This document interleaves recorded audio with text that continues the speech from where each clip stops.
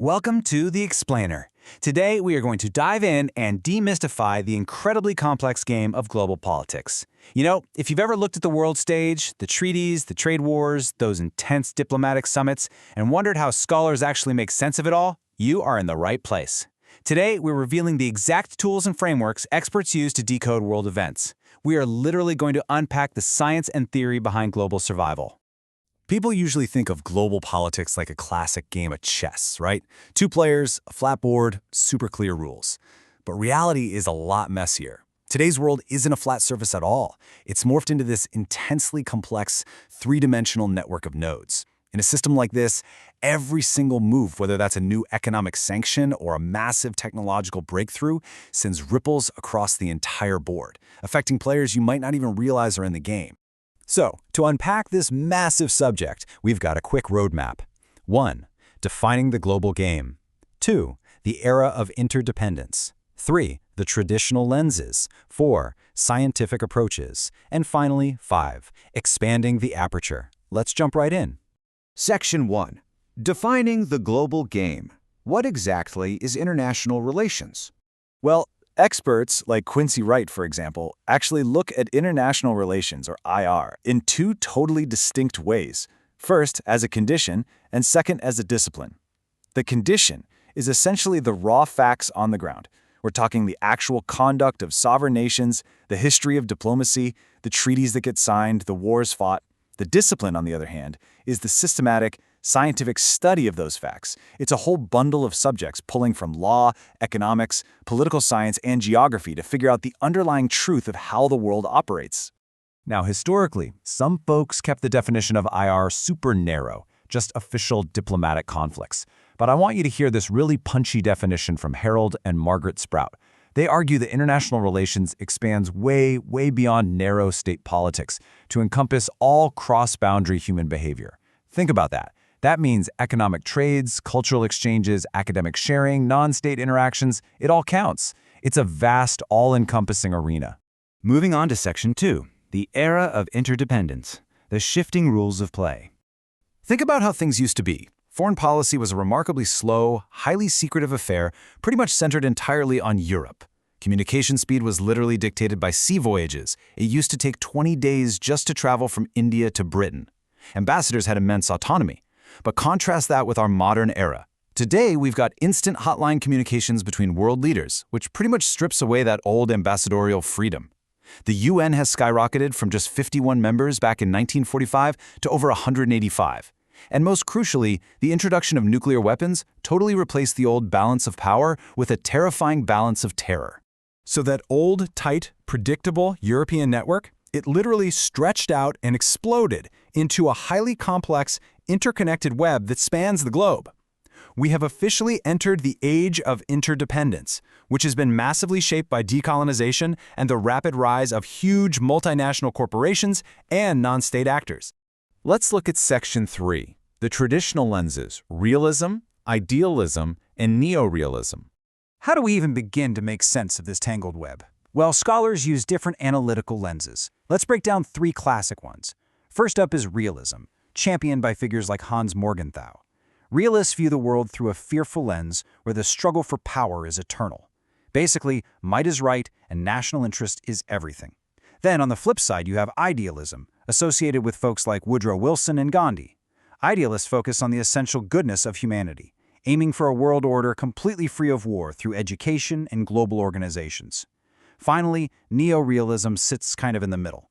It cares way less about human nature and more about the structure of the system itself, arguing that the global arena is fundamentally an anarchy, which forces states to rationally calculate their interests just to survive. But as the world transitioned past the Cold War, a really harsh reality check emerged. Get this statistic, 90%. In post-Cold War conflicts, 90% of all casualties have actually been civilians, not soldiers. Plus, by the early 90s, the vast majority of military actions were happening inside states rather than between them. So the crucial point here is that this massive, terrifying rise in intrastate anarchy, things like ethnic conflicts, civil wars, secessionist movements, it required scholars to completely pivot. Traditional philosophy and just observing history were no longer enough to predict what was going to happen. The sheer complexity demanded that analysts adopt hard, quantifiable, scientific models of behavior to map out reality. Which brings us perfectly to Section 4, the scientific approaches, systems, and game theory. Unlike those traditional theories that love to debate human morality, these scientific approaches try to map the observable, hidden math behind the player's moves. Imagine the world as a giant mechanical system, kind of like a clock or a supercomputer. In systems theory, scholars observe a set of elements interacting with each other, all functioning together as a whole within a specific boundary. By looking at the patterns, like the objectives units pursue and the means they use to get there, analysts, most notably Morton Kaplan, applied this framework to figure out the actual mathematical architecture of global organization. Kaplan actually mapped out 6 specific, distinct models based on these structural alignments. Some of them are historical realities we've lived through, like the 18th century balance of power or the loose bipolar system we saw during the Cold War. But others are totally hypothetical, like a hierarchical unipolar world or the truly terrifying unit veto system. In a unit veto scenario, every single actor possesses nuclear capabilities. That means any one state can literally veto the survival of another state.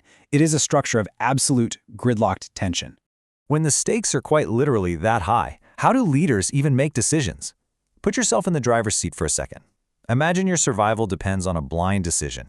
You have zero idea what your opponent's intentions are, but you have to make a move. Would you cooperate, or would you defect to protect yourself? This is exactly where game theory steps in. It calculates these probabilities in high-stress, deeply uncertain environments. Pioneered by mathematicians and economists, it gives us famous models like the game of chicken, where swerving costs you your prestige, but driving straight risks a catastrophic collision. And then there's the prisoner's dilemma. In that scenario, a lack of knowledge about an opponent's intentions means that rational self-preservation often forces a mutually destructive outcome. Because both sides act in their own best interest, they end up triggering severe mutual punishment. It's the stark, mathematical reality of mutual dependence. But math isn't everything. Let's move to Section 5, expanding the aperture, alternative approaches. While the math of game theory and the rigid structures of systems theory are undeniably powerful, they definitely have blind spots. They frequently ignore the brewing social and economic inequalities just beneath the surface. So these alternative lenses expand our view by stacking totally new layers onto our map of world politics. The feminist approach, for example, argues that competitive anarchy isn't natural at all, but rather a result of historical male domination in politics, zeroing in on gender inequalities. Then there's the dependency approach, coming largely from third world scholars, which highlights the structural asymmetry and economic exploitation between the rich, developed core and the underdeveloped periphery. And finally, integration theory, or the liberal approach, looks at how non-state actors like NGOs are driving global interdependence to solve massive shared concerns like global recessions or ozone depletion. When you put it all together, all of these perspectives, traditional, scientific, alternative, reveal one profound truth. Our world is absolutely no longer just a collection of isolated states interacting on a flat board. It has evolved into a highly complex, multi-centric contemporary global village. Ultimately, those old Eurocentric models of power have been dismantled. To really understand things today, we have to view the nation-state as a deeply interwoven entity. A state literally cannot be analyzed in isolation anymore, because it's inextricably tied to international institutions, massive transnational corporations, and grassroots non-state actors. The entire board is fully networked. To sum up everything we've covered today, the chaos of global politics isn't entirely random. Whether you're seeing a fearful struggle for raw power, a calculated mathematical game of survival, or a layered web of deep economic dependencies, its shape changes entirely based on the theoretical lens you choose to look through. The tools are out there to decode the anarchy. I'm going to leave you with this provocative thought. As technology continues to rapidly evolve our global village, and as entirely new crises emerge, how are you going to view the news tomorrow? Which analytical lens will you use to make sense of the networked chessboard? Thanks for joining me on this explainer, and keep questioning the moves on the board.